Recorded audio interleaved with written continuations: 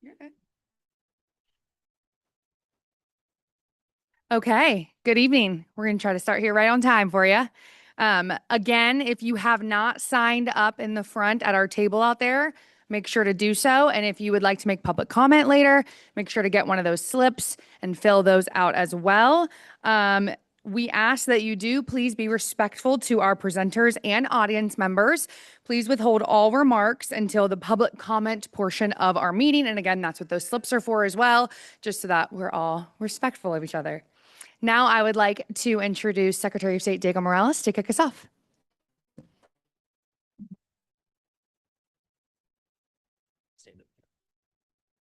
Well, thank you. Can you all hear me?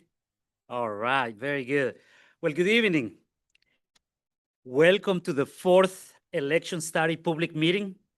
I want to start by thanking each of you for being here today. As Indiana Secretary of State, it is both my duty and privilege to ensure that our elections are free, fair, safe, and secure. We are here today because of House Enroll Act 1633. This legislation requires my office to study two important issues. First, the consideration of conducting municipal elections during presidential or midterm election years.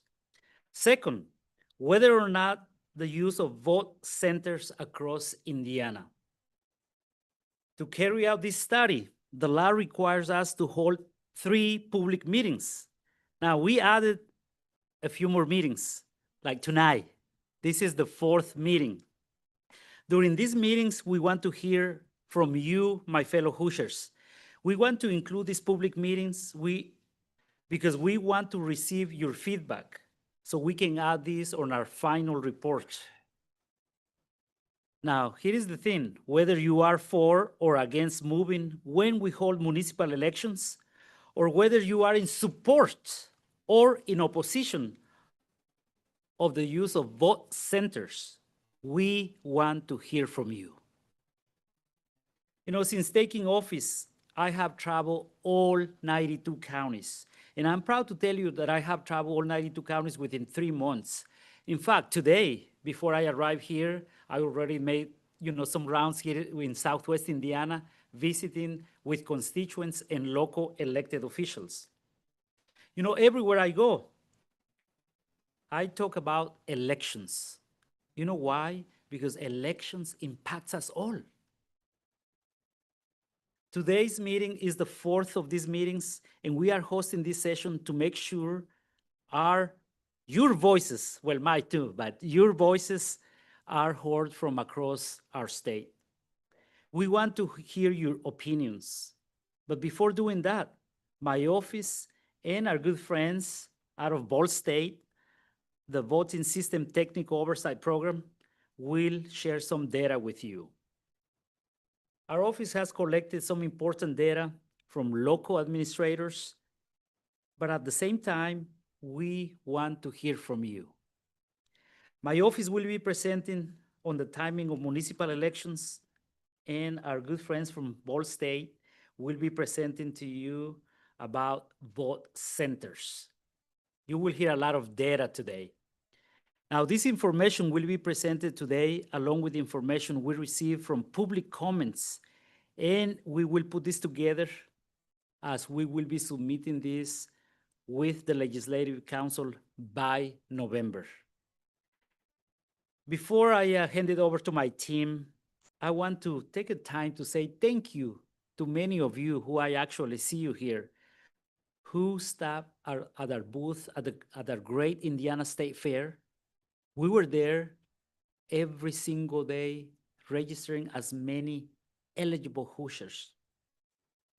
Since taking office, we've been busy making sure that we have fair and safe and secure elections. And that is why I am proud to tell you that Indiana is ranking now number 7 in the nation when it comes to election integrity. Thank you again for coming. I am proud to be your Secretary of State, and at this time, I'll hand it over to my team.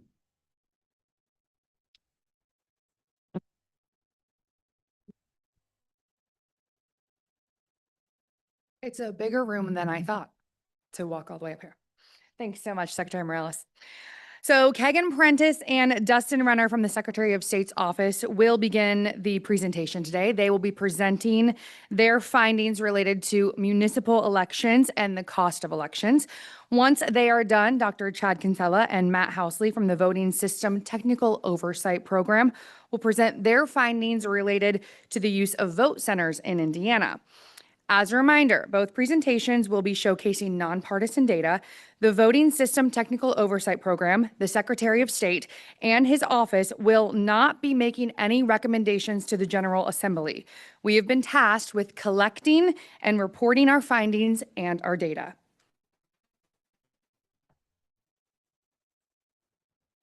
All right, thank you, Sarah.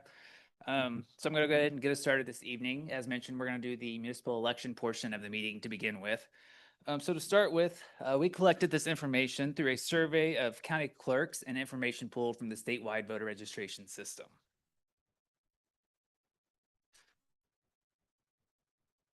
So first, we're going to look at the cost of municipal elections. The Indiana Code 3, 5, 3, 7, and 8 allow counties to be reimbursed for municipal election costs. And then counties utilize CEB forms to track and maintain their election cost for reimbursement purposes when conducting municipal elections. So looking at the 2023 primary, 66 counties held a primary in 2023 for a total cost of about 8.8 million. And then one county we were not able to find the cost data for. And then looking at the municipal general election in 2023, 86 counties held a municipal election in 2023 for a total cost of about 9.4 million. And again, we were unable to find costs for about 4 counties. So looking at the total cost of a municipal election cycle in Indiana, it's roughly 18 million. So moving on to midterm elections. So the 2022 primary cost 8.9 million. And again, that one county we were only able to find the costs for. And then the general election, 9.9 million for a total cost of 18.8 million for the 2022 general election. And then finally, the presidential election. So as you can see, it costs nearly the identical amount to conduct a municipal election as it does a midterm election. The 2024 primary cost about 13.3 million to conduct, and the 2024 general cost about 16.2 million to conduct for a grand total of 29.6 million for the presidential election. And then finally, I'm going to look at some voter turnout statistics before I turn it over to Kagan. So the municipal general election of 2023, we had about a 20% turnout. And then the midterm general in 2022, we had about a 40% turnout. And then finally, in the presidential general election, we had about a roughly 61.5% turnout. So the midterm general election cost an additional 5.76% to run compared to the 2023 municipal general election and saw a 92.38% increase in voter turnout. The 2024 presidential general election cost an additional 72.84% to run compared to the 2023 municipal general election and saw a nearly 200% increase in voter turnout.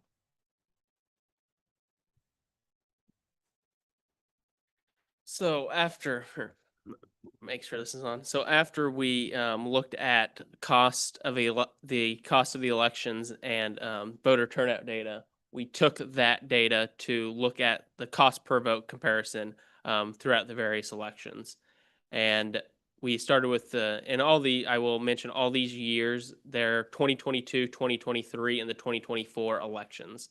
So in 2023, the municipal primary election, taking the total cost of the municipal primary divided by the number of voters that voted in that municipal primary, the cost per vote was $27.81.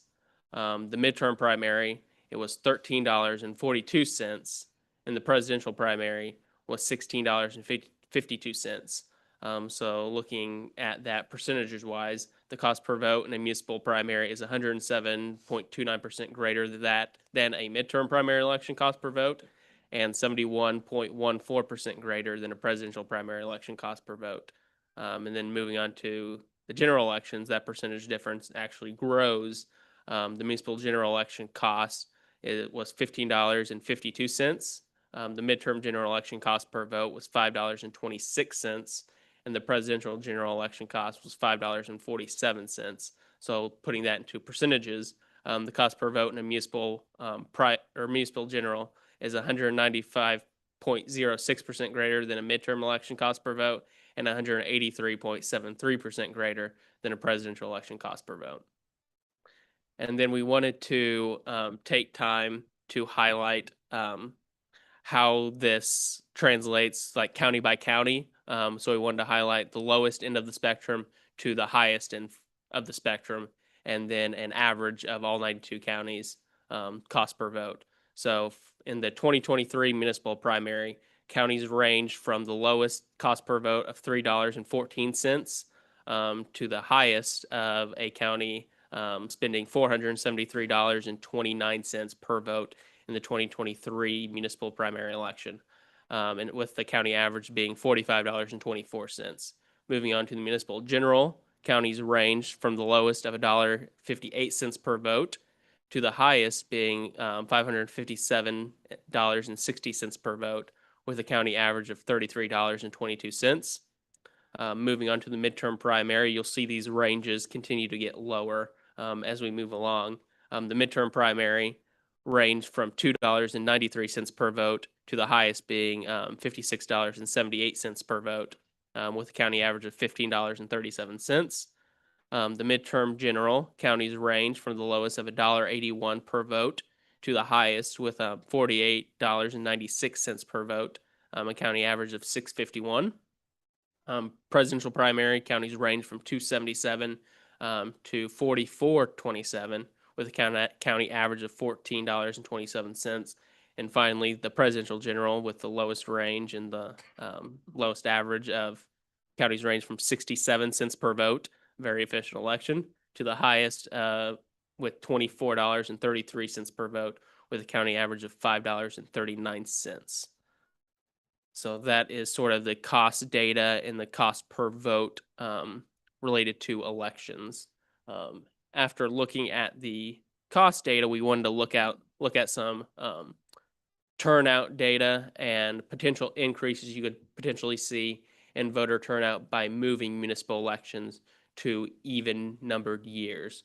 So what we did with this, we looked at the number of voters who voted in the 2023 municipal general election, but did not vote in the 2022 general election. And inversely, we looked at the number of voters who voted in the 2023 municipal general election, but not in the 2024 general election. So our thinking here was there are a subset of voters that really want to vote for local issues and not national elections for various reasons. So we found that for the 2022 general, there were 78,693 voters statewide that had voted in the 2023 municipal general election that did not vote in that 2022 general election. So that would have equated to a 1.65% increase in voter turnout. And in the 2024 general election, we found that there are 23,395 voters that voted in that 2023 municipal general election that did not vote in the 2024 general election. And that would have been an increase of 0.5%. We did not look at campaign spending for local candidates. That would have been an additional driver for voter turnout. Campaign finance data at the local level is hard to come by statewide. So we're not able to readily collect that data. In a more robust study with more time, we probably would collect that. So moving.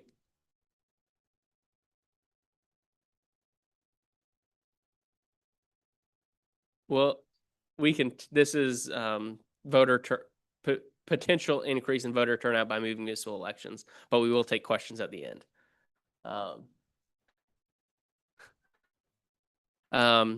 Moving on, we looked at ballot drop-off rates. So this whole study came from a bill that was introduced in the General Assembly this year. And a lot of the discussion in committee revolved around ballot drop-off rates that you see when voters go to the poll. And a lot of the legislators were worried. They see it in their races in the even numbered years that people go in, vote for president, but don't vote for their races, don't vote for township races, county council, and other races. So we looked into that. Previous studies did find that voter fatigue might lead voters to skip lower profile races on a long ballot, but the increase you get in turnout on your elections outweigh the effects of any potential ballot drop-off, and having that main election draws voters in and increases the likelihood that those voters will participate in those down ballot races, even if some might succumb to the ballot fatigue. So what we wanted to do, we looked at 3 competitive mayor's races in 2023 and looked at the drop-off to city council. In these local elections, in these off years, you really only have 2 races usually on the ballot, mayor and city council. So we wanted to look at the drop-off rate for these races. So we picked Indianapolis, Fort Wayne, and Carmel. Indianapolis mayor to city council, so the drop-off rate for that was 8.84%. So you had what this means, you had 8.84% of the voters that went in and voted for the mayor and did not vote for city council for whatever reason. The ballot drop-off for Fort Wayne mayor to city council was 8.73%. And the ballot drop-off for the Carmel mayor in Hamilton County was 4.09%. So what we wanted to do was compare that to races in both 2024 and 2022 from the top to the bottom of the ballot. So for 2024, we decided to go with the ballot drop-off rate from president to county surveyor. It is the lowest county-wide office in terms of ballot placement. So those were the two offices we picked. And the ballot drop-off rate from president to county surveyor statewide was 22.74%. And then in 2022, it was a little easier. Every township trustee throughout the state is elected in the midterm years. So going from Senate to township trustee, the ballot drop-off rate statewide was 19.56%. So obviously you can see here that in those midterm and presidential years with the longer ballots, more races, you do get a higher ballot drop-off rate, but we can go back a few slides to look at the voter turnout data and look at the increase in voter turnout through these various elections. And the increase in voter turnout drastically accounts for the increase in ballot drop-off you could potentially have by adding a few more races.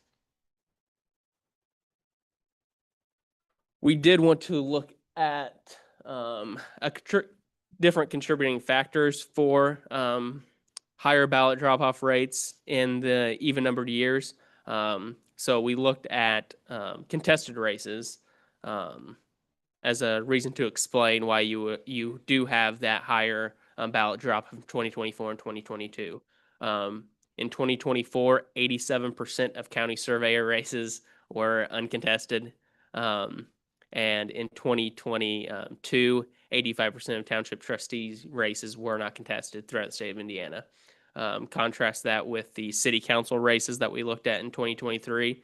50% of Fort Wayne council went uncontested, 40% of the Indianapolis council went uncontested, and only 17% of the Carmel city council went uncontested. So if you factor in those contested races, you have that smaller difference in ballot drop-offs in municipal elections compared to midterm and presidential years. We also wanted to highlight some state cost impacts that you could see for potential cost savings by moving municipal elections. So the BMV has to be open the Monday prior to election day and election day for extended hours when there is an election per state law. There is a cost that is a statewide cost for them. We have a service in the Secretary of State's office to provide accessibility to site disabled voters, and that is a per election cost of $50,000, so $100,000 per year. There's a cost for our statewide voter registration system vendor to keep their help desk call center open for extra hours on election day, and there's a cost for Homeland Security and law enforcement support on election day statewide.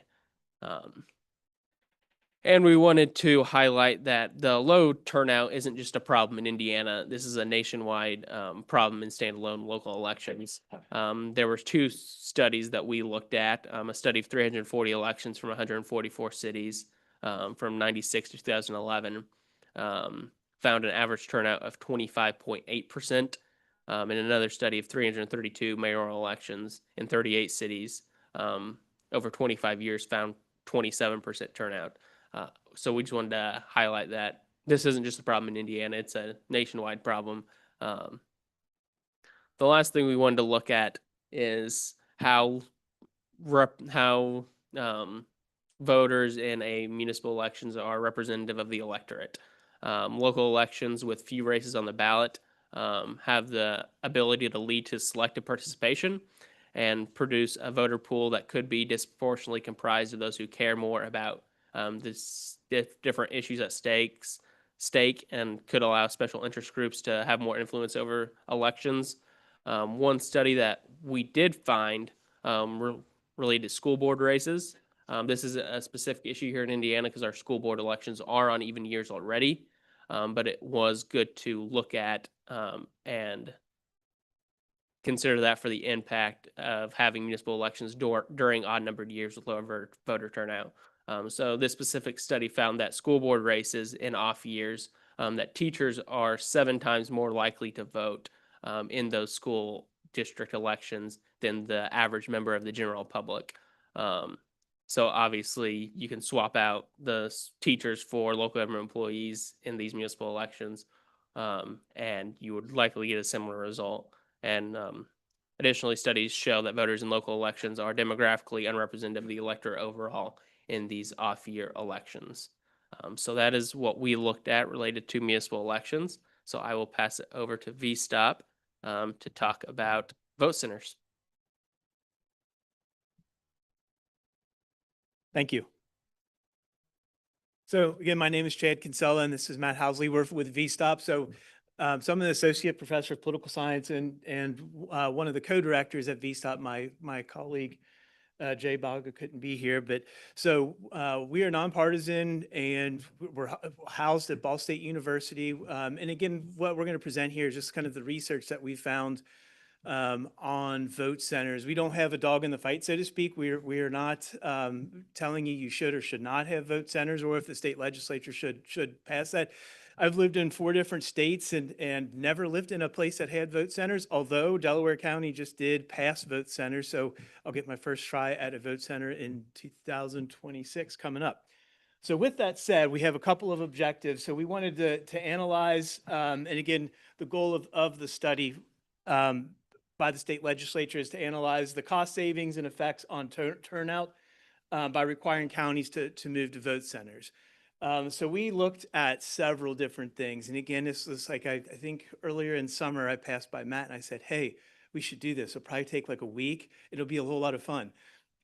Took a lot longer than that, but I think what the results are, and I told also Matt is like, I'll take the hard stuff and you get the easy stuff. You'll find out here in a minute that I unintentionally completely gave him the hard stuff. But anyway, we looked at election staffing, equipment usage, voting locations, the estimated election costs, voter turnout, and voter experience. And we had to collect a whole lot of different information from various sources in order to do that. So some of the things that we did is we kind of did a comparative analysis. So some of the statistical stuff that we did, and again, I can explain. We'll get around my undergrads too. When I tell them their statistical information, their eyes glaze over as well, and it's just like they're not having it. But very easy stuff, and we'll walk you through that. But we'll look at some turnout. We've got a difference on difference. I'll explain more of that here in a second. And then voter experience, again, real simple stuff. And then raw data comparison on staffing, equipment usage, voting locations, and election costs. And Matt will handle all the things on the right, and I'm all the things on the left. And again, so I even kind of cherry picked. This is a very busy slide. And so what I want to tell you with this slide here is that, so we looked at elections from 2010 through 2024. Again, we're trying to compare a lot of midterm elections with midterm elections, and presidential elections with presidential elections, kind of apples with apples and oranges with oranges. We did throw out the 2020 election. I'm sure everyone remembers 2020 was a very odd year for a whole lot of reasons. Mostly it was like the first time and hopefully the last time that we have a global pandemic. There's a lot of mail-in ballots and some other things that kind of made it, we wanted to throw that out in terms of it was, we'll just say, an unusual election. It's like we're comparing apples to apples and oranges to oranges. That was kind of a pineapple, so to speak. And then basically, so we got voter experience. So we didn't, no one collected data, which again, not a problem, but again, there's been studies I'll point out here in a minute that looked at, and you had some people collect some data on, how people liked vote centers and stuff like that. There was one in Harrison County and Texas that did that in Houston, essentially, and they had people at vote centers and precincts, and they had undergrads hand out questionnaires. Unfortunately, we did not do that. But what we do have is MIT does a survey every election except for 2018, every midterm and presidential election. It's the survey on the, I forget, the performance of American elections. And essentially what's happened is people who studied this have used the same questions from there. And so I'll go over those questions when we get to it, but it gives us a sense, at least, because we've got anywhere between 200 and 300 respondents. We get about 10 to 20,000 people who respond to that survey. And there's at least 200 to 300 people from Indiana. So we get a pretty good representation of Indiana. We can code those people into people who are in vote centers and non-vote centers and look at to see if they had a different experience. We use EVES data, which is collected by the state and then transferred by the federal government. It's available online through the Election Assistance Commission. We've got turnout data and county demographics. Turnout data is available from the Secretary of State's office online, readily available. And then the demographic data is available through the Census Bureau. And then we also have the CEB-9 forms also available through the Secretary of State's office, which is costs, estimated costs per county of how much they spend on elections. So again, a whole lot of different places, but again, tried to get a whole lot of data to put together to analyze this the best and most comprehensive way possible. Some of the literature. So literature is like there's been other political scientists and people out there that have studied vote centers. Not many of them have been in Indiana. Primarily, when you look at studies on vote centers, a lot of it comes from Texas and Colorado. Colorado was the first state to introduce vote centers.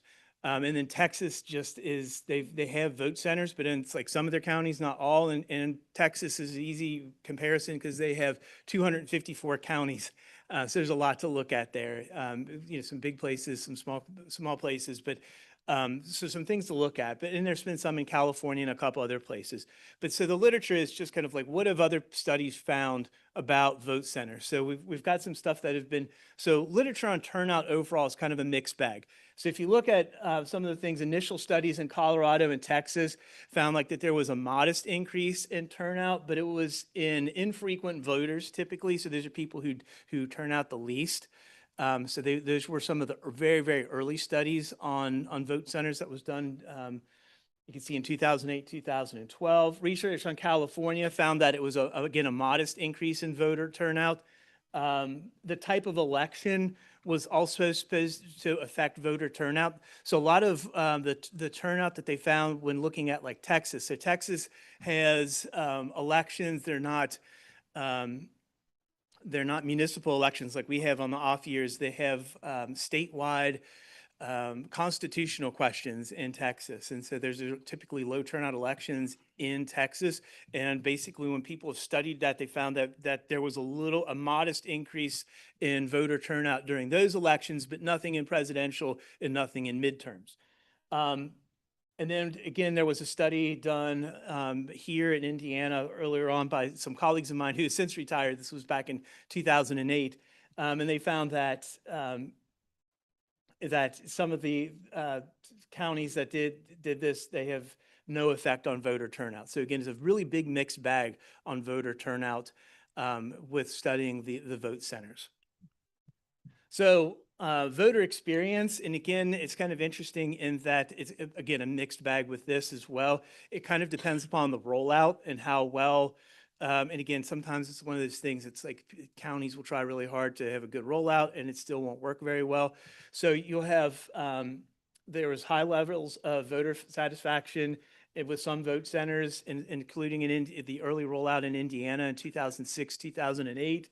There were 2 counties in Colorado that initially rolled out vote centers, Larimer County and Denver County. Denver's an easy one because that's home of Denver.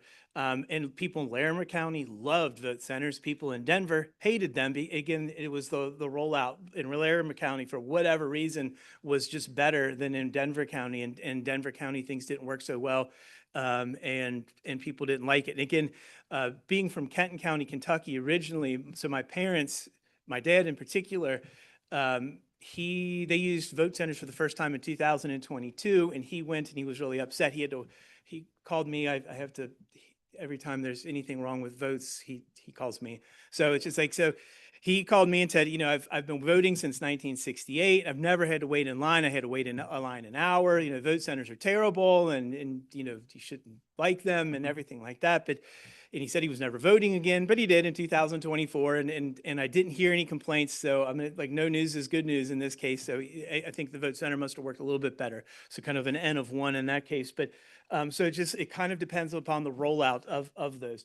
And then some other studies, this was done in Harrison County in Texas, and they did a really comprehensive study, had like undergraduates handing out questionnaires, and they got a whole lot of them. And they found that actually the rollout in Harris County, which is Houston, didn't go very well, and that people experienced longer lines, less helpful poll workers, and were generally, you know, more dissatisfied with the rollout of vote centers in Harris County than they were, because Harris County at that time was done in 2017 and 18. And what happened is people liked their precinct votes better than the vote centers. And again, they had a choice to go to either. They left both open at that time. The one place where the literature is consistent is on the money. So there have been a lot of different studies on how much vote centers can save. And overall, consistently, they found that vote centers cost less. And again, as Matt will explain, you just have fewer places that you have to man, so to speak. You need fewer poll workers. You need fewer, people. You've got fewer places that need need to be maintained, although maybe bigger spaces. But it ultimately has saved money. So looking at this, there was Colorado did an analysis. This goes back a ways, like to 2008 when Colorado first introduced vote centers. They found that there was an average savings of $2.83 per registered voter when looking at vote centers. So there was a savings, and again, they had $7.92 versus $10.75 per registered voter in counties that had vote centers versus counties that did not and stayed with the precinct model. The Indiana Fiscal Policy Institute, okay, so there was a couple of counties, 4 counties, trying to remember them, but anyway, Vigo, anyway, the 4 counties that initially rolled out when they studied this and came out with this in 2010, based on that experience, the Indiana Policy Institute said that you could save significant amounts of money by transferring over to vote centers. And then finally, there was a case in a place I've never heard of it. I've been to Knox County, Tennessee several times, but it was in Farragut, Tennessee. They got the ability to do vote centers as opposed to the rest of the county. They did it in municipal election. This fellow who worked at the University of Tennessee went there and found that they saved a whole lot of money compared to past elections. One of the last things I'll do before I turn this over to Matt is to kind of look at vote centers in Indiana. So you can see here, if you go kind of at the beginning, if you go all the way back, there were 4 counties that first tried out vote centers in Indiana. And then, so there was very few. So you have about 12 counties by the time you get to 2012. That number has been slowly increasing, and you can see around 2020 and again, 2020 was that odd year. You needed a whole lot more space. You had the social distancing and everything else. So vote centers made a whole lot more sense at that period of time. And so you had a whole lot of counties adopt that. And so at this point now, we have more counties that have vote centers that do not. And again, one of the things technologically that made this available is that the Indiana State Legislature, way back when they allowed vote centers, said that if you're going to have a vote center, and a lot of states do this, I've been reading in some of the code recently, a couple of different states, I think it's like Tennessee, Missouri, anyway, on and on, that say you have to have electronic poll books in order to have vote centers. And so what happened is Indiana, all 92 counties in Indiana now have electronic poll books, which makes it easier now for vote centers to take place. And again, there've been a couple of counties, including my own, now that I live in Delaware County, that just recently passed and moved into vote centers. So vote centers have been on the ascendancy. And if you really look at a lot of states, this has kind of been the same thing. You see a lot more counties going to vote centers, and nobody's kind of going back. So that's kind of been the trend overall. I'm going to let Matt take over from here.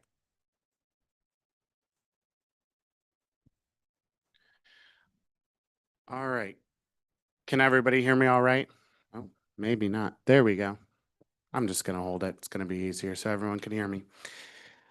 So yeah, Dr. Kinsella had joked that, is it coming through okay?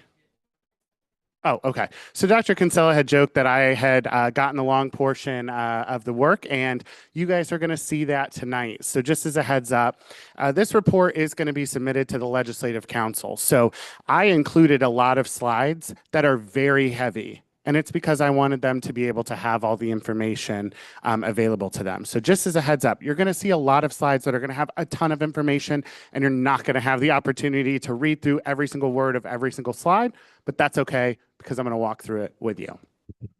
And so the first kind of analysis that we wanted to look at was counties that began as precinct-based models and then switched to vote center models. And so we decided to take a look at the 2016 and 2024 elections. And so we identified counties that were precinct-based elections in 2016 and then ended up using a vote center model in 2024. And we wanted to see if there was a difference in the amount of poll workers they used from 2016 to 2024. So what we did is we found that there was 36 counties that had used a precinct-based model and then switched to vote centers in 2024. And then we wanted to have a control group. And we were able to find 22 counties that have maintained precinct-based models from 2016 to 2024. That way we could do a comparison between those precinct-based models and those vote center models. So here's what we found. What we found is we did use the aggregated averages. So all of the analysis you're going to see here is basically grouping these counties together and taking an average. So very, very simple analysis. But what we found is that the counties that switched from precinct-based to vote centers used approximately 32% fewer poll workers in the 2024 general election when compared to 2016. We also, though, found that our precinct-based counties also ran more efficient elections. They used less poll workers as well. They used approximately 13% fewer poll workers. And so what we did is you just do a basic subtraction. You take 32 and subtract it from 13, and that gives you the actual average that vote center saved when compared to the precinct-based counties. And we found that that equates to about 19% fewer poll workers overall. So our vote center counties used approximately 19% fewer poll workers than our precinct-based counties when comparing the 2016 and 2024 general election. We wanted to take a look at this as well, but we wanted to break it down by size because, of course, in Indiana, we have counties that are very, very small, and we have counties that are huge and massive. And so we wanted to take a look and see, did it make a difference, and what was the difference between them when it came to jurisdiction size? So here's what we decided to do. We decided to take an 8-year average voter turnout. So all of the analysis that we used utilized voter turnout. As Kagan had mentioned, we have a turnout problem here in Indiana. And so instead of using the registered voters for this analysis to group the voting jurisdictions, we decided to actually use an 8-year average turnout. So we took 2016, 18, 22, and 24, and we got an average turnout for every county in the analysis. And then we group them by size. So I'm not going to go through them all, but I do want to let you know because this is going to be the same size categorizations that we use throughout the presentation. And so small counties had an average turnout of 2,000 to 14,999 voters. Medium counties had 15,000 to 499 or 49,999 voters. Our large counties had an average turnout of 50,000 to 999,000 voters. And then our extra large counties, which there aren't many of them, had an average turnout of 100,000 plus voters. And again, that'll be the same analysis throughout the whole, or the same size categorizations throughout the whole analysis. So when we decided to look at small counties, here's what we found. What we found is that our small counties used on average 37% fewer poll workers from 2016 to 2024. So again, this is the same analysis, just breaking it down by county size. And in our precinct-based counties, they only used 12% fewer poll workers. So when you actually, account for that control, we found that on average, the small vote center counties used about a quarter less poll workers on average when compared to their precinct-based counterparts. In the medium counties, it was a little bit less of an effect. We found that they used 28% fewer poll workers for our vote center counties when they switched. And then the control counties that remained precinct-based used about 26% fewer poll workers. And so regardless, really, those counties used on average about the same number of poll workers, so about 2% less, so not as large of an effect. In our large counties, we found that they used approximately 34% fewer poll workers when they switched. to compare to about 27% fewer when they did not switch. As you can see here, we don't have many that meet the size requirements. So I actually listed them because this is hard to do. It's hard to do averages when you only are working with 3 counties and only working with 1. And so I do just want to let people know very much so up front that this is harder to get a real accurate picture on averages because we have a very limited data set. And then here, when you get into the extra large counties as well, very small data set, they used, Marion County used approximately 14% more poll workers in 2024 than they did in 2016. I'm not going to claim to know why, but they did. They used more poll workers in 2024 than they did in 2016, whereas Allen, Hamilton, and Lake County used approximately 15% fewer poll workers. So that was a precinct-based. And I will just state for the record that based on our analysis, Lake, Hamilton, and Allen County seem to run the most efficient elections in the state kind of through most of these metrics. I will say that super precincting may have something to do with this as well. So in precinct-based counties, they can actually combine multiple precincts together into one voting location. So it's almost like vote centers, but not really. But in Lake, Hamilton, and Allen, they do that a lot. They have a lot of super precincts. And so that could be potentially why they are also using fewer poll workers.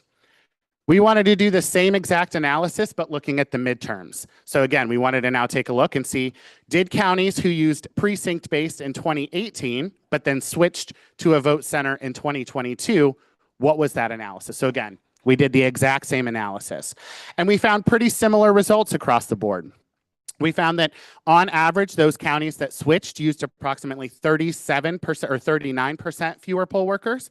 And the precinct-based control counties used approximately 17% fewer poll workers. So again, when you account for that control group, we can find that on average, they used approximately about 22% fewer poll workers than the precinct-based counties in the midterm elections. So again, it was about 25% in the general election, and we found that it's about 22% in the midterm elections. Again, we did the same thing by size. And here's what we found. What we found is that, again, a very largely similar number. So regardless of midterms versus generals, they are about the same. About 37% fewer poll workers for our small vote center counties and about 14% fewer poll workers for our precinct-based counties. That equated to about a 23% reduction in poll worker needs for small counties. In medium counties, we found that actually in the midterms, it really did create a significant difference. They used approximately 41% fewer poll workers for our medium-sized counties in the midterm elections and about 29% fewer poll workers in our precinct-based counties. That would equate to about a 12% reduction in poll worker cost. Or not cost, poll workers usage, pardon me. And then in our large counties, we found, again, a very large increase or decrease in poll worker use, about 47% fewer poll workers in our large counties to about 13% fewer poll workers in our precinct-based counties, which that would equate to about 13, or again, since there's only 2 counties that met the requirements of this analysis, we could see that St. Joseph County used 47% fewer poll workers, and Monroe County used 13% fewer poll workers. And so there was not an extra large counties that met the requirements, so we could not do an analysis. So as you can see, it kind of shows that overall elections are becoming more efficient for everybody. And so they are using fewer poll workers across the board, both precincts and vote centers, but the effect is greater for those vote center counties.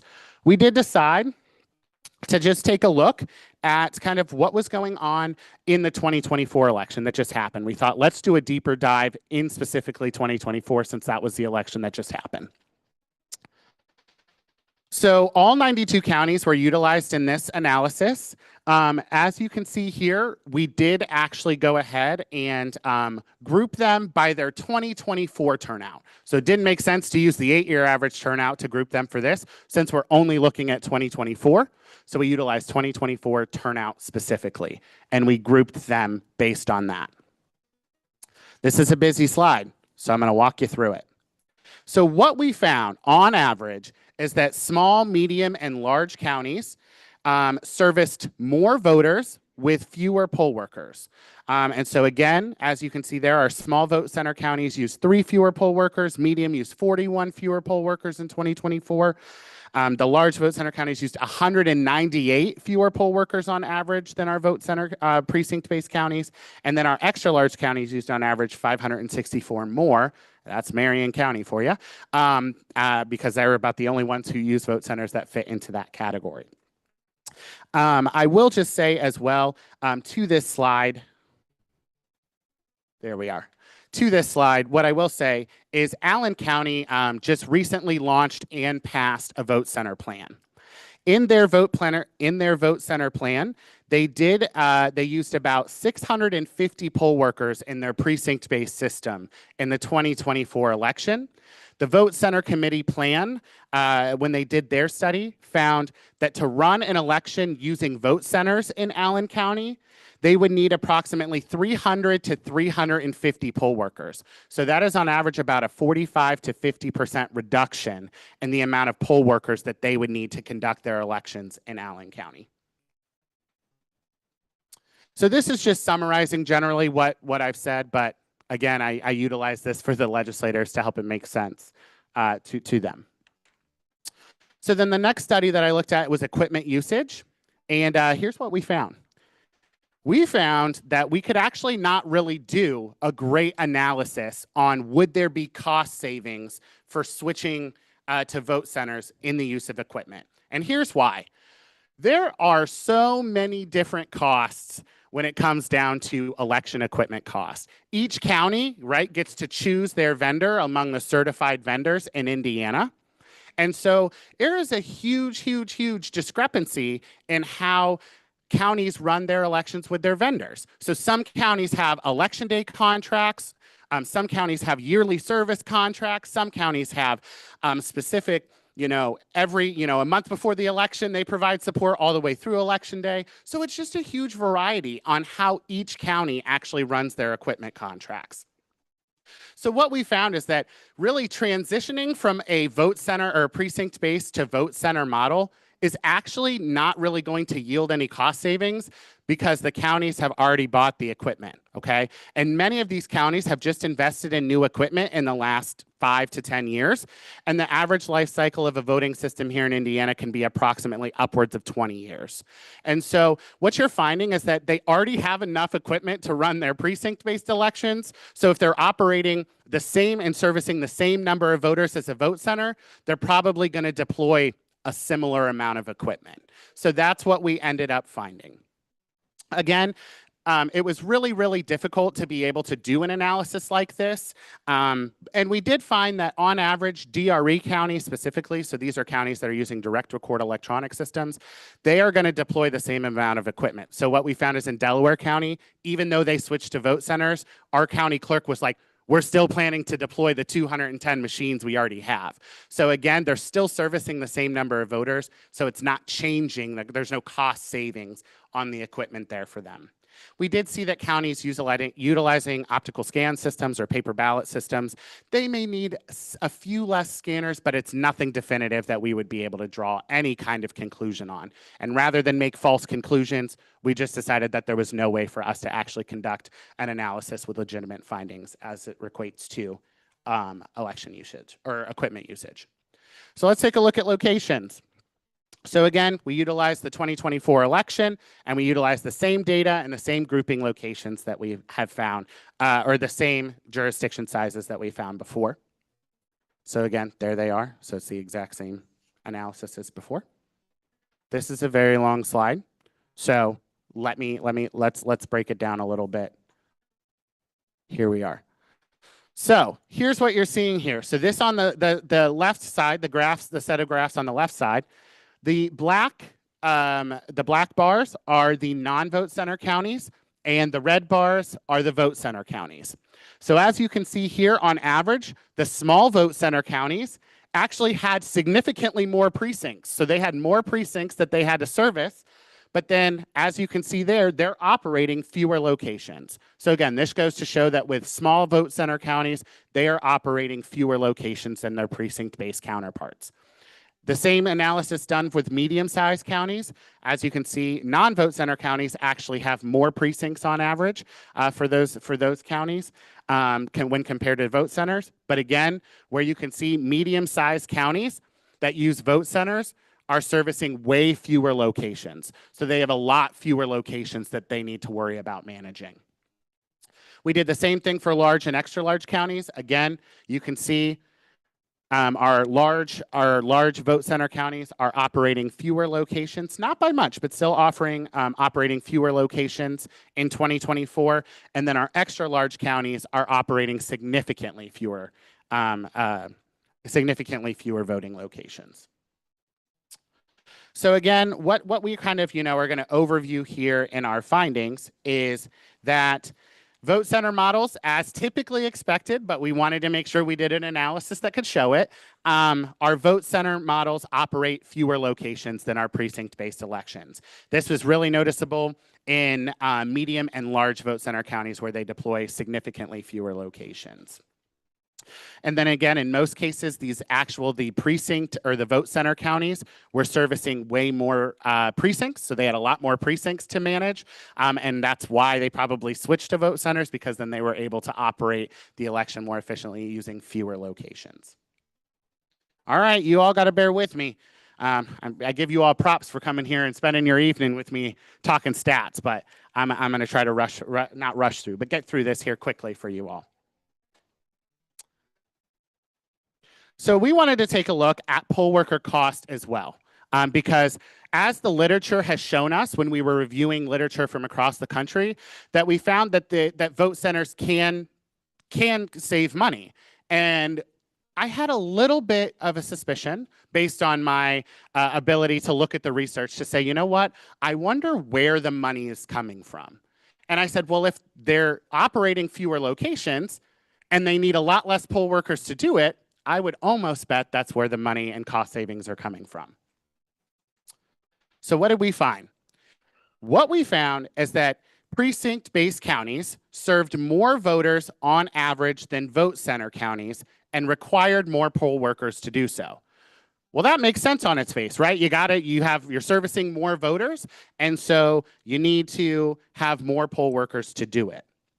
But what we found is when we actually broke it down to a voters per poll worker. So now this is regardless of county size, regardless of county turnout, and we put it down to how many voters are they serving per poll worker for each of these counties.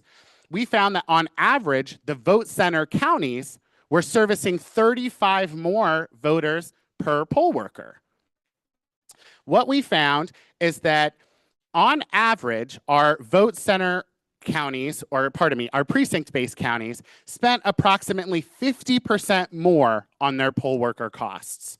Okay, so again, approximately 50% more on their poll worker costs. And what we did is we took their budgets, right, and we divided it by the amount of poll workers they hired, and then we utilized the base pay of those poll workers in each county, and that helped give us a how much would it be that you're spending out of that projected budget on your poll workers?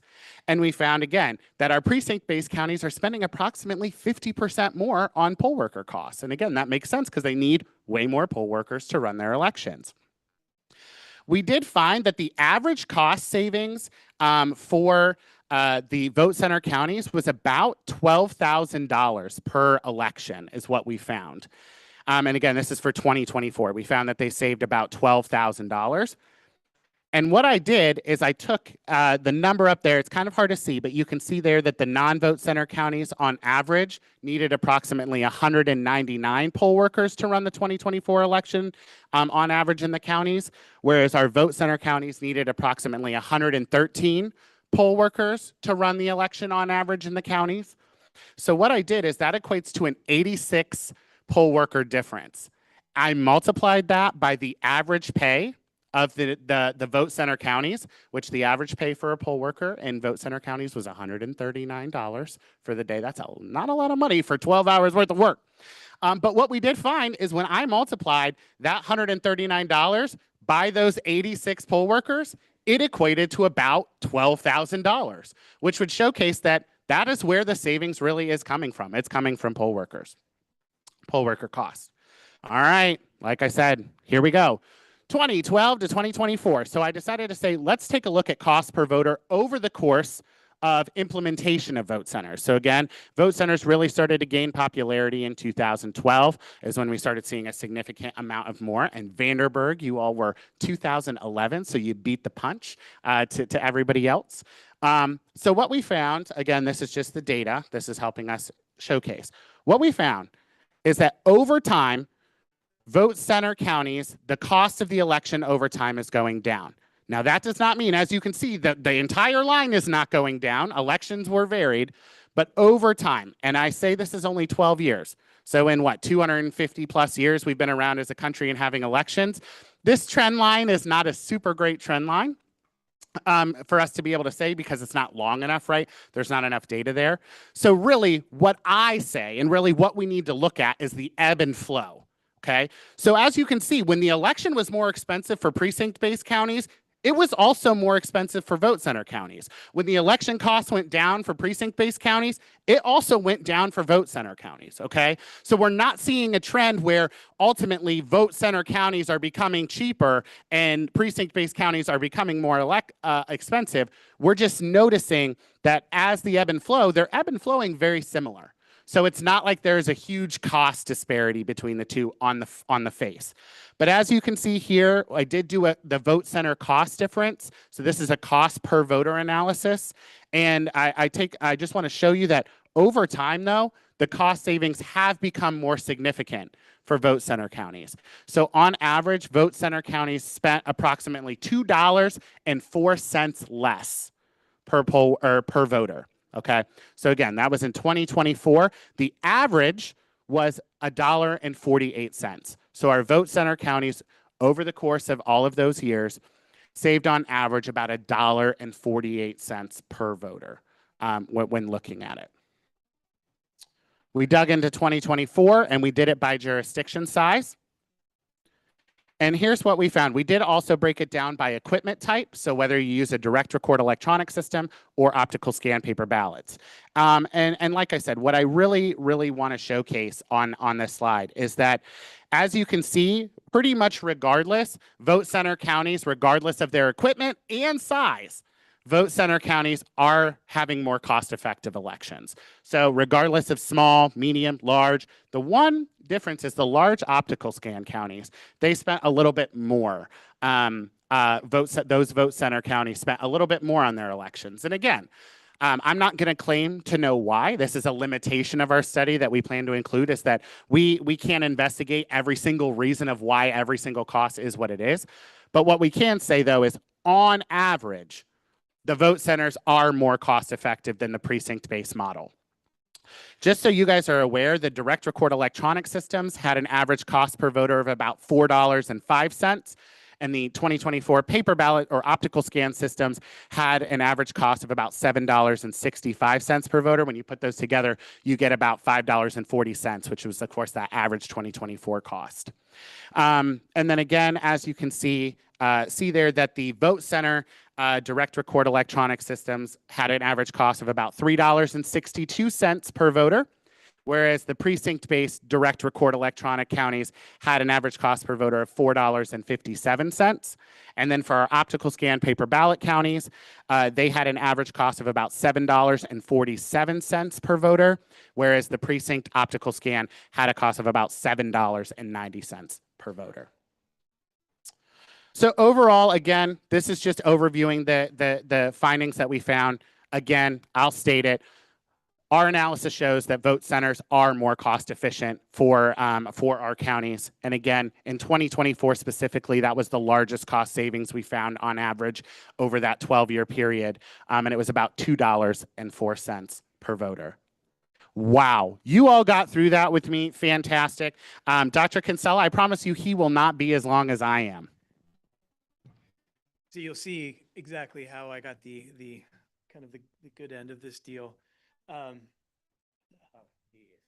voter turnout. So we looked at, again, several different years, and essentially, so we got the official voter turnout. So I did two different types of turnout. So We took the number of people who showed up and the registered voters, and then we also took the number of people who showed up and then the number of voter age, people who are old enough, 18 and above, essentially, people who are old enough to vote, just to get to make sure that we covered all of our bases.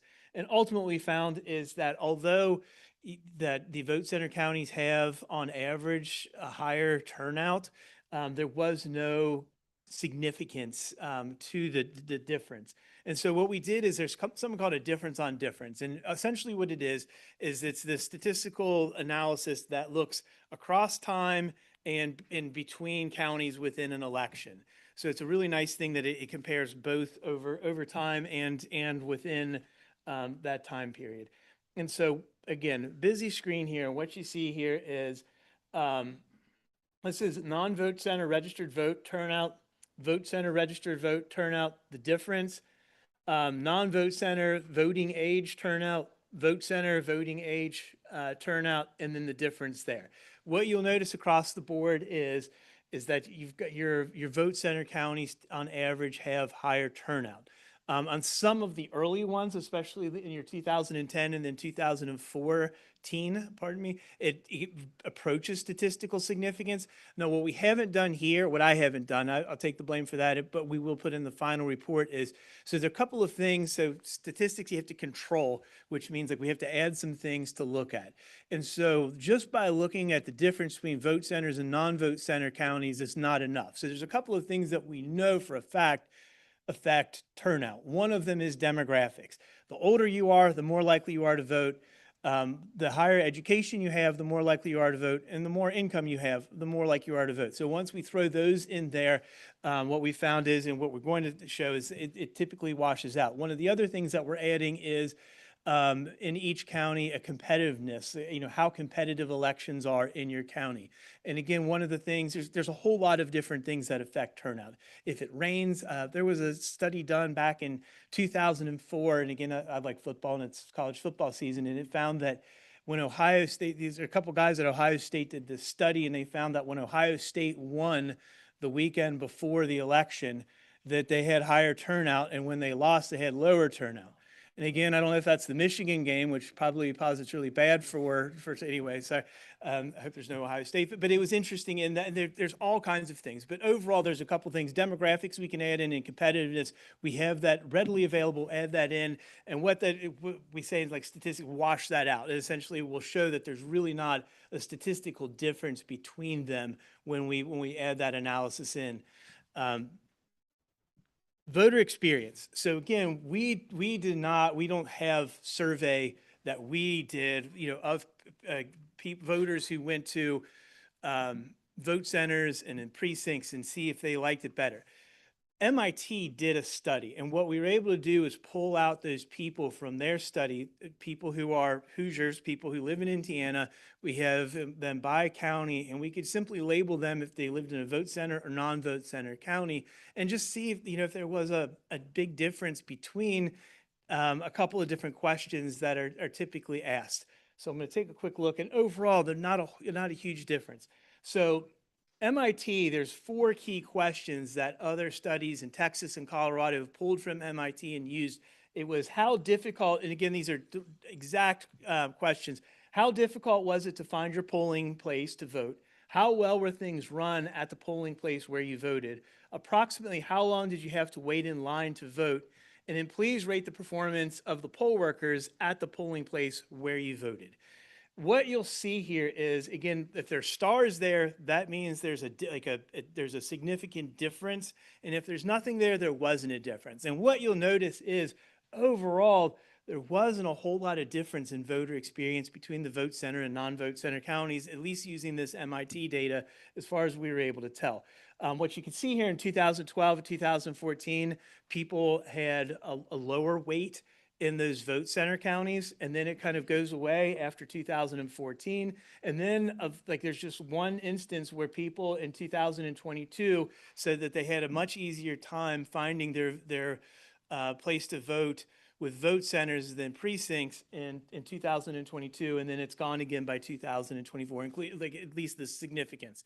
And again, what you'll find overall in a lot of these studies, including MIT, regardless if we're in Indiana or any state, overall people generally like their elections and are pretty happy with them. And you'll see that across with this and most of the studies that they've done with that.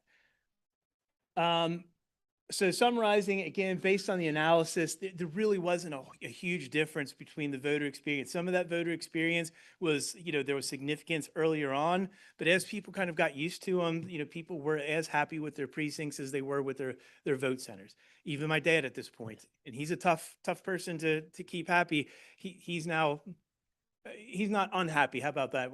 The inverse. He's not unhappy with his vote center now, and that. I'll take that as that he's not totally against it at this point. And that is all we have. Thank you all very much for surviving this with us. Yeah. A lot of data. Well, thank you again for taking the time to come tonight here and join us. Again, our goal to being here tonight is to gather some input and data from you. We want to make sure that we can hear from you. All 92 counties are different, so each should tailor their elections. I've been clear that each county should tailor their elections according to your needs. We're not here to impose anything. That's not the goal. We just want to hear you. I want you to know that Secretary of State, I'm listening to you, the people, because I work for you. Now, I want to hand it over to our team. They will give you instructions now, because now we're going to be ready to listen to you. Thank you for coming.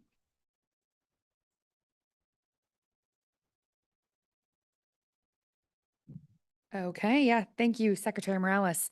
Like he said, we will now move to the public comment portion of the meeting. You are invited to provide comments on only the topics that were presented on for purposes of the study, and out of respect for other audience members who want to speak, please keep your comments contained to the topics being discussed, so vote centers and municipal elections. If you begin to go off topic, we will remind you of the topics, and then if you continue to not provide comments related to our presentations, we will politely cut you off. We hope to include public comment in some way in the final report to the General Assembly. If before you make your comments, you have a clarifying question related to all of the data presented, we will answer those. Outside of those clarifications, for the sake of time, we will not be answering any other questions today. You may ask questions as part of your remarks. We will take note of those and do our best to get back to you. That's why our sign-up sheet is so important, to put your email down so that we can potentially contact you if we need to. Please state your name, county, and county you are from, and who you are representing if that's applicable for the record. And to ensure everyone has an opportunity to speak, please limit your remarks to 3 minutes. Slips of paper. So we will call your names one at a time. Please raise your hand, and a team member will bring a microphone around to you so that you can make your comments. We're going to start with, first of all, if I mispronounce your name, I apologize. Let's get that out of the way. So Jen Tenbarge? I'm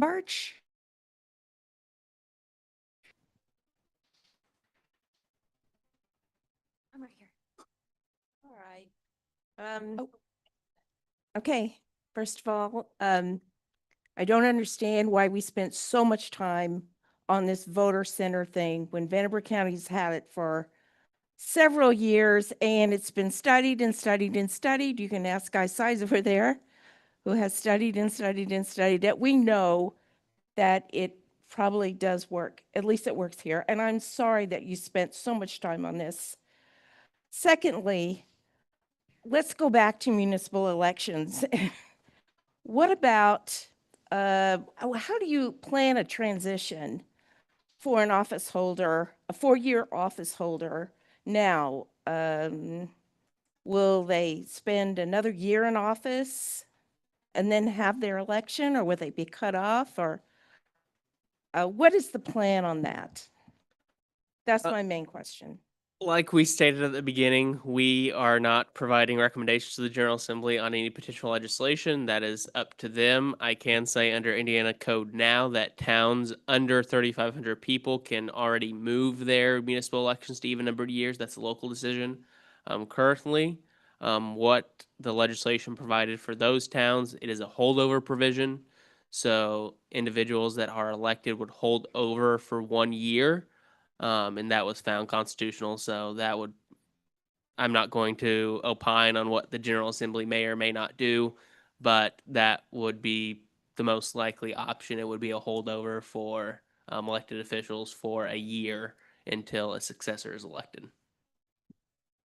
Thank you. Joni O'Grady.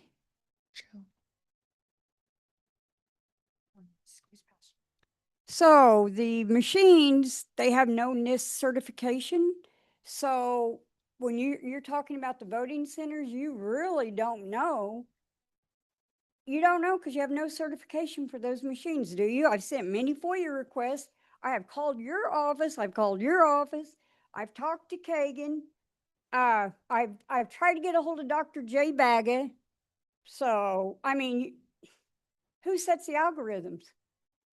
What difference does it make about this voting centers if it's not accurate? Thank you. We were just not answering questions, so. Do they have any certification of any kind, or you're just not going to answer any questions? Like I stated, we're just answering clarifying questions on data. Okay. Sure. So yeah, they're all the voting machines and all the poll books are certified. They're NIST certified. They go to Vistals, which is, so there's these labs. There's one in Colorado, one in Alabama. They check it. Then it comes to us at VSTOP. VSTOP does a state certification, and then, We don't count his answers. It's not counted against you. so yeah, everything is certified. Indiana no, we were the first state to do e-poll book certifications. With a NIST certification. They are certified at those labs. The machines are certified, that those machines are certified by a general manufacturer warranty. But each county has to provide certification, and they do not. You guys don't have this. Do you have a NIST certification? NIST? NIST certifications are included in the Because I have FOIA'd you guys and you will not send the certification. Let's take a breath here. Also, when I've seen the kid, I worked at the voting center, your great voting centers. A kid took the flash drive out of the machine and stuck it in his pocket. What about that? Is that okay? I saw him do it. I saw him. Oh, okay. You are out of time. Thank you. Yeah.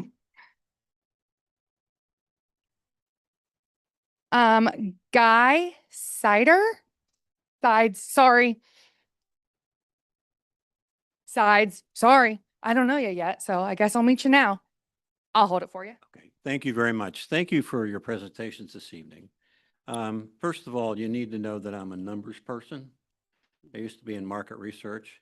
I appreciate all your numbers.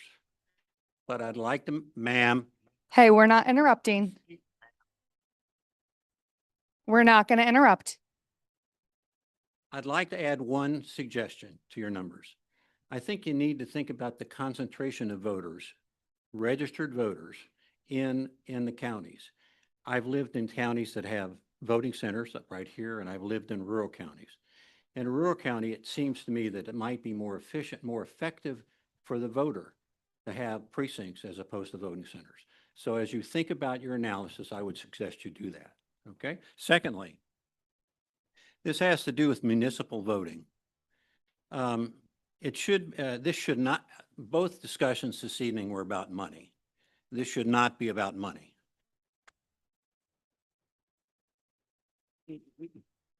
This should be about effective voting and getting people out to vote. when you talk about municipal elections, it should be about what provides voters the best opportunity to evaluate the municipal candidates. Conducting the municipal election in a national presidential election cycle will draw down or draw out drown out the local election. Local elections should be about local issues. Conducting municipal elections during a national election will make the local election about national issues. I don't think that's right. As I indicated, I'm a data person. So I've looked at the historical records of voting in Evansville, and it suggests that the community is a 50-50 community. Historically, we've been 50-50, one way or the other. The winning margins are small for either party and vary from election to election. This suggests that winning is based on the quality of the candidates and their positions on issues, not on local issues, not political affiliation. By moving municipal elections to the presidential cycle, the municipal elections will be more dominated by political affiliation, not voters' view of the individual municipal candidates. This appears to be an attempt by Republicans to leverage the current statewide advantage to local elections. If they really thought this was what voters wanted, they would ask them on a ballot if this is appropriate. And finally, a warning to them. Things can change, and they may reap what they sow in the future. Thank you. Thank you. Before moving on, I do want to note that this study was done based on legislation that was passed in the last General Assembly, and it asked to study the cost effects and turnout effects of moving municipal elections and vote centers. So those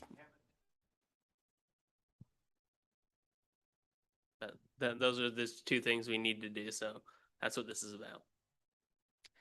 Clark. Ooh. Okay. I thought it was an X, but I was like, maybe it's a G. I don't know. Q. I didn't know. So sorry. I can hold it. That's all right. I got it. Then I'll stand up. I'm Clark Exmar. Your hands are cold. Welcome, Secretary of State and supportive staff. We appreciate you being here. But I think one thing you tried to point out today was there's a value on civic responsibility in a representative democracy. I'm a Ball State graduate too, so I'll call you to the fence. You know, this was all talking about cost per vote. That's not what it's here for. And there was only, Vandenberg County is a major commerce and population center in southwestern Indiana. You said it once, sir, and it was shown on the graphic one time. So therefore, we were excluded in your research. No one asked somebody from Vandenberg County what their feelings were, either right or left of center. If I could speak a moment about changing the dates. I'm in advertising, I understand. I've run elections, I've represented Republicans and Democrats.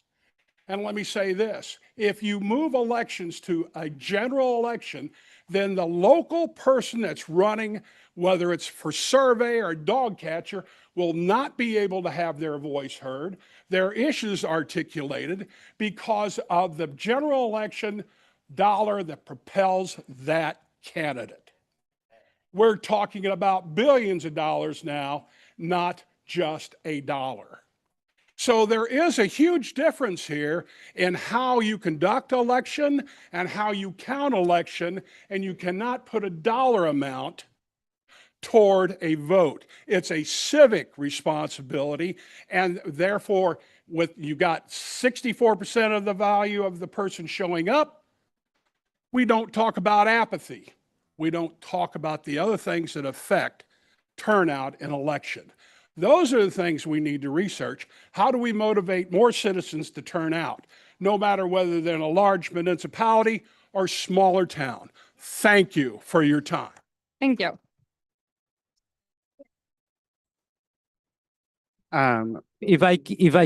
Just real quick. If I can real quick. Oh, yeah. First of all, when I got elected as Secretary of State, I am proud to tell you that before me, no other Secretary of State has focused on outreach. We've been trying to register as many eligible Hoosiers. They have to be eligible. And by the way, let me be clear, they had to be US citizens because I believe only US citizens should be able to vote in Indiana and America.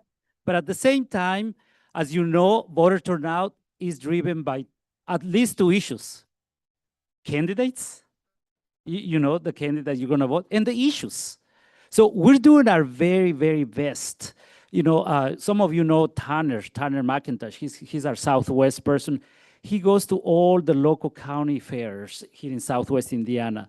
But I also have our team all over the 92 counties, day in, day out, trying to encourage our fellow Hoosiers to be part of our election process.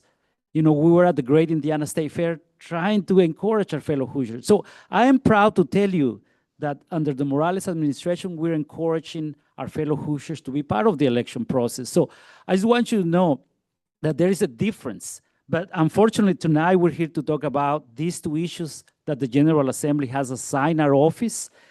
So that's what we're discussing here tonight. But I appreciate you all coming. I really do. And I also just want to say, you know, thanks for holding me to the fence. I appreciate that. That's what we're here to do. That's why all of you are here today. I'm not here to make a stance. That's not my job. You know, my job was tasked by HEA 1633. It said affect, you know, analyze the cost, analyze the money. So it was the legislator that told us to do this analysis. So we were doing that analysis, but I echo your sentiment that voting is a civic duty. Absolutely. So like I said, and that's why you all are here. So I appreciate you all making your comments and making your voices heard, because that's not my job to do today. That's your job. My job was just to present the numbers, but I do appreciate that. And I echo that about voting being a civic duty. Shona, Jarbo, Bach, maybe? That's me. I don't really have a whole lot to say at this point, but you know, there is some focus on cost, as I believe there should be. And you know, back in the 70s, we already came to some cost ameliorating process, which is getting rid of special elections, which has led to an awful lot of caucus elections, which is a somewhat abused process from my point of view. You know, to put some numbers there, in 2023, over 20% of the Indiana General Assembly approved through caucus election. That was 32 of 150. And, you know, those are things which should be concerning because, you know, the cost of special elections is what drives that number. If we look at reducing the cost of elections overall, maybe we can look at kind of mitigating some of those issues as well. And the numbers here were pretty startling, so. Thank you. Cheryl Schultz. Behind you. Thank you again for being here. And I would like to say, if you're a poll worker in Vanderburgh County, you're way above the average in the state. You get $168 plus $30 for attending training. So thank you.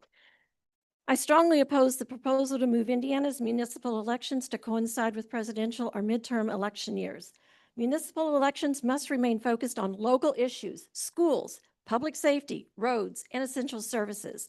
Combining them with federal or state elections would drown out those priorities under the noise of national politics, effectively nationalizing our local government races. It is also another way to stifle debate, compromise, and accountability by burying local issues under the weight of partisan national contests. There are also serious logistical and fairness concerns. Ballot length and confusion. Adding municipal races to already crowded ballots would overwhelm voters and create confusion, especially when county residents want to know why they can't vote for the city elected officials on the ballot. Complex ballot management, reviewing up to the 135 precincts that we have in Vanderburgh County that have to be reviewed for every election. Every one of those is different and requires us to review them. We are opening ourselves up for more errors if we do this. Longer waiting times. I know all this must be focused on election day, but early voting is very popular here in Vanderburgh County. This year, 2 weeks of prior voting, hours were noon to 6, Monday through Thursday, noon to 5, Monday on Friday. Our poll workers were scheduled to work from 11 till 6. They worked at least 2 hours later every day during those 2 weeks with no scheduled break. Those workers are all in their 70s and 80s. We cannot hire more people. This room that we're in was the 30-day prior voting venue. We had 20 voting machines in here. I don't believe there was one day when we had all staff people, all the poll workers here that were supposed to work that early voting. So that's a huge concern. In addition to Election Day, we do need to look at how we operate the early voting if we're adding more names to a ballot, increasing turnout. More voting machines, workers, and resources would be required to accommodate the longer ballots and higher turnout. It's also a fundraising burden for our candidates. No way can a local candidate compete with the cost of TV, media, or advertising against a national candidate.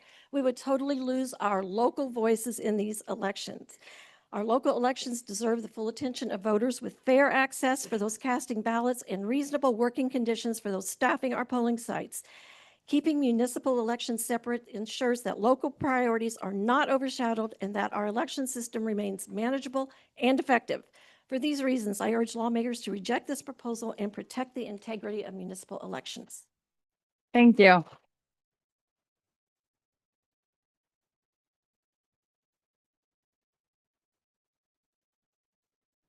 Gina Robinson Ungar. Hi, I'm Gina Robinson Ungar from Vanderburgh County.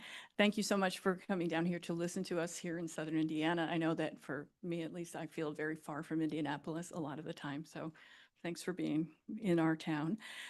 As someone who's been a local candidate and a poll worker and also worked on campaigns of various sizes, I am against the proposal to move municipal elections to another year. I think doing so I'm echoing everything that Cheryl Schultz just said, but it would be overwhelming to voters, expensive for candidates. It wouldn't give the electorate enough time to listen to local candidates and respond to their issues. Airways and ad buys would become too expensive. Candidates in local office would have to risk losing their seat in order to run for a higher office. In effect, that would give both parties a lack of opportunity to build the bench and have more people running for things at various levels. So you'd have just less workforce to go around this important work of building democracy. I do applaud your efforts to consider costs, especially where those costs are, hundreds of dollars per voter. It deserves a look. But as Guy Sides said, it's more important that we have democracy and that we allow people to express their will. The important issue is not denying voters access when they want to come vote. Unreasonable wait times, unreasonable distances, physically dangerous and unhealthy situations like spreading COVID or COVID happened last election, didn't it? I mean, the 2023 and 2024, it was going around. And so those are important things to consider. And I would say that we might want to look at, because of the very long day that poll workers work, find a way to bring in part-time staff to do, a 4-hour shift or even a 6-hour shift that is going to allow people to have a more humane kind of day. That is not from us. And it startled me as well.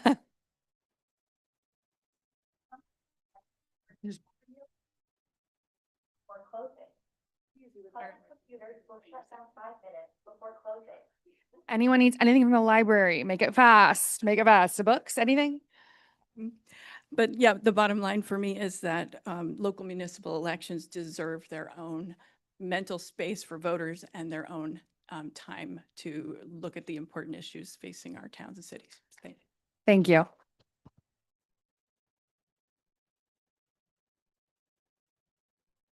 Mary?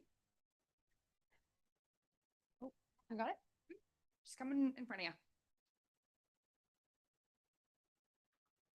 It was never explained, at least not that I understood, what the difference is between a vote center and a precinct. And I also agree with don't put our municipal elections at the same time as presidential because they get overwhelmed by the presidential. I will answer that question. I think this is actually out of the 4 meetings, maybe the third time this has happened that we forgot to explain what a vote center was compared to a precinct-based voting. So precinct-based voting is obviously each county is separated into precincts. So voters have to go to a voting location for their specific precinct. Whereas a vote center county, it's based on where you live. A vote center county, they set up 10 precincts within a county, and you can go to any of those 10 locations within the county. So that's just the difference between Vanderburgh County is a vote center county. So on election day, you can go to any of the vote centers within Vanderburgh County. Whereas in Lake County, it's still precinct based. You only have the one location based on where you live. So that's the difference. Yep. Where you're registered. Yep. And I will say there is a requirement for a number of vote centers. You have to have one per 10,000 registered voters. So that is at least the minimum requirement in state law. Most counties add more, but. And I just want to add as well that vote center counties, that was a plan approved by the county. So that was a county decision in which the county election board had to make a unanimous decision. So all 3 members had to agree that that was the plan. And then they do a long and extensive process of seeking feedback to make sure that there are locations. And I will say plans can be changed. So if they, from one election to the next, if they're like, hey, wow, we need a little more, center, we need a center in this location, or this center did not get any traffic, so we're going to move it a little bit closer to where we think there can be more traffic, those centers, those plans can change. So it's not the exact same vote center plan that Vanderburgh County's had probably since 2011. I bet it's changed a little bit.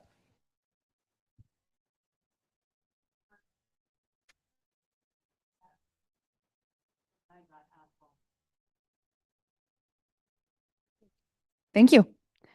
Ken Colbert. Thank you. Ken Colbert, Vanderburgh County resident. Couple things, though. I think the legislature missed the mark about a closed primary. And because of that issue, you have the opposing parties will intentionally pull a Republican ballot to get the weakest candidate when the time comes.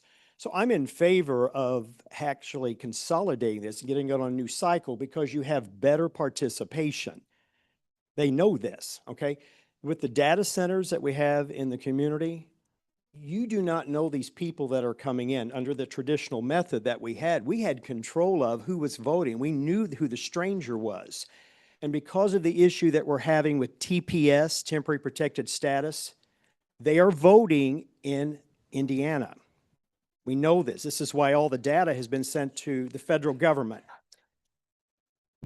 Okay. Let's not interrupt. Everyone was respectful of everyone else. We know this group, okay? I will tell you, too, that some of the people in this room also are okay with election integrity issues. They can caucus people in that don't meet the criteria, okay? Laugh all you want, people, okay?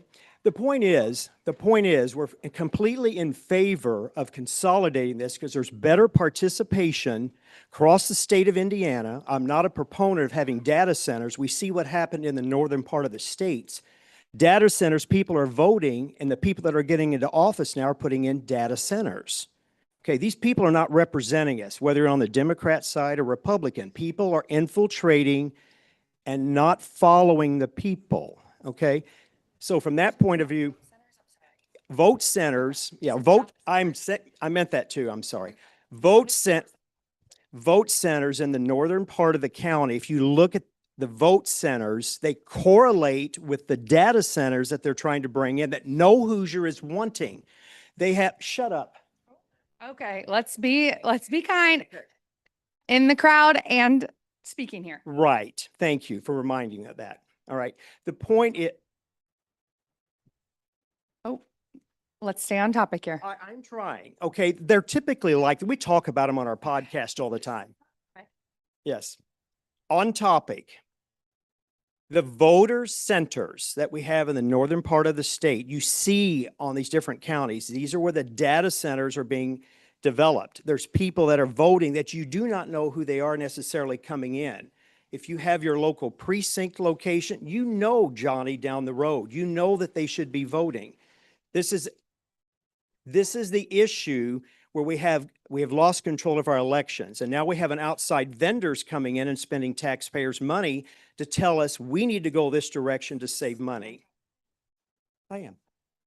Just general comments, but thank you again for coming down. Oh, your time is up. Thank you. Philip Hooper?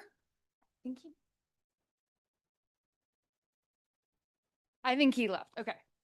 I just wanted to make sure his name was still called. Corey Smith also left. Okay. Oh, absolutely. Keith Jarbo, sorry.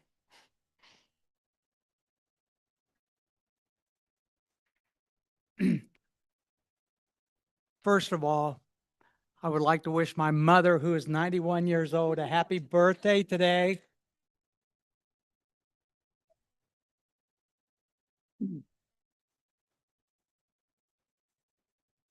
And it just shows you how important this topic is for someone her age to come here. But she's always been involved in politics. She's a former city clerk and former city council for Evansville. Taught me one of the most important lessons. I'll stay on topic. Only a fool votes a straight ticket. You should always take and look at the ballot and vote. We just moved back here from Florida. We didn't have these voting centers. We had polls and everything, but they had a wonderful thing. We could vote in our home. And the nice thing about that was we could sit in front of a computer and look at the credentials of the individuals we were voting for. We could make an informed decision. And that's what's important with elections, to make an informed decision. And by adding, in my opinion, by adding city elections onto a presidential election, that's not making an informed decision. People are going to look, not going to go to the back page. We've seen it done with judges. They never go to the back page. They never get there. The local people that are going to run for office are going to struggle to get on TV. It won't happen. They can't afford, once the TV networks get the prices up, because they're going to take the federal money first. And that's not fair. We want to talk about fairness in elections. That's not fair to cut the local people out. And who, as they say, all government is local, and it all starts here. And we should honor the people at the local level and not just make them another name on the ballot. Thank you.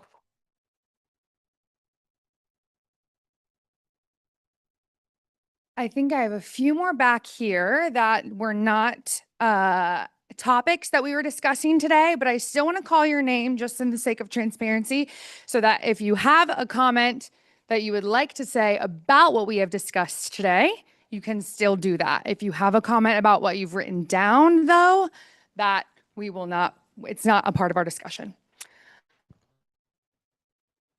Donna Feigley. Oh, I'm so sorry. Do you have a comment about our? Okay. Thank you. Okay, not what we're talking about. Let's stop interrupting. Sean O'Daniel, do you have a comment about our presentations today?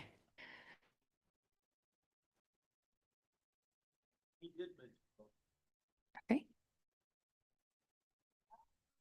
Sorry, can I hold that for you? Okay. You did mention voting machines, as I recall. I've worked as a judge in the polls for many years, And something that I've obviously noticed over that time span, both in presidential to, local elections, is that, we don't have a problem with how many people are working in the polls.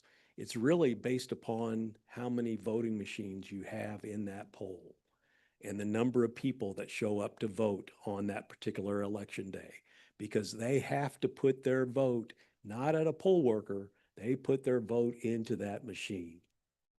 And if the machines are all occupied, they stand in line. And they stand in line as long as it takes until the machine becomes available. And that's basically the efficiency of the whole thing. I mean, yeah, they come in the door at the front. They register with the clerk at the beginning to make sure that they are verified with their identification, that they have the proper picture, that it's a issued license, that's not expired, and so forth. From there, it's if all the machines are all occupied, they go to the line. And sometimes, especially during those presidential elections, that line can get up to an hour long.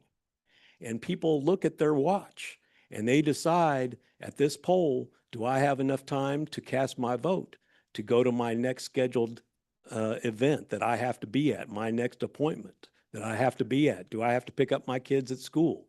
Do I have to be at a special event this evening for one of my family members or some business? What time do I have to be at work? I start my day on election day at 3 a.m. to get to the poll by 5 a.m., to set up for it to open at 6 a.m. until it closes at 6 p.m., 12 hours later, and then take the results down here to the downtown location and turn it in. And I get done at about 7:30 in the evening. Okay. It's a long day. I get paid a couple of $100. Big deal. If I got paid $100, I'd still do it. Okay. It ain't a money issue. What it's about is serving the public. Okay. On that particular day and making sure that it's done efficiently and properly. And machines, number of machines in the polls is what really runs people through the fastest. Okay. It's not poll workers. It's not how many poll workers, running those machines, it's all about setup and tear down as far as the poll workers are concerned. Okay. It's the machines that collect the votes from the voters. Your time is up. Thank you.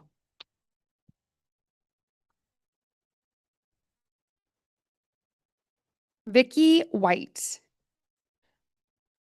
Oh, sorry. Did you have a comment about what we've been discussing today? Okay, thank you. We're trying to stay on topic here. Thank you so much. Then we're not doing this. We've gotten this far. It's ending now. Thank you. Don't make me bring my teacher voice out now, y'all.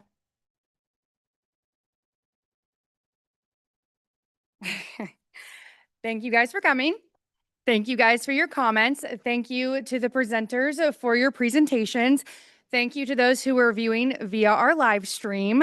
If you were unable to attend the public meeting but still want to make a comment, we have set up an email that you can make a comment. That email, I'm going to write it down right now. If you want to write it down, quick, get your pens out, get your paper out. Ooh. Okay. Okay. You have so much more time now to get your pen and paper out. Okay. The email is electionstudy, all singular, at SOS, like Secretary of State, SOS.in.gov.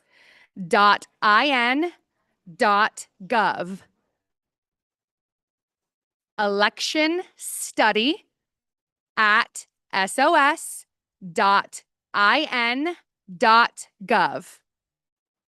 We will also, that's also on our social media. You can find it on our website. Our office must submit our findings by November 1st to the General Assembly. And again, we are not making any recommendations. We are just reporting the data and facts and your guys' comments to them. Thank you all for coming. Have a great night.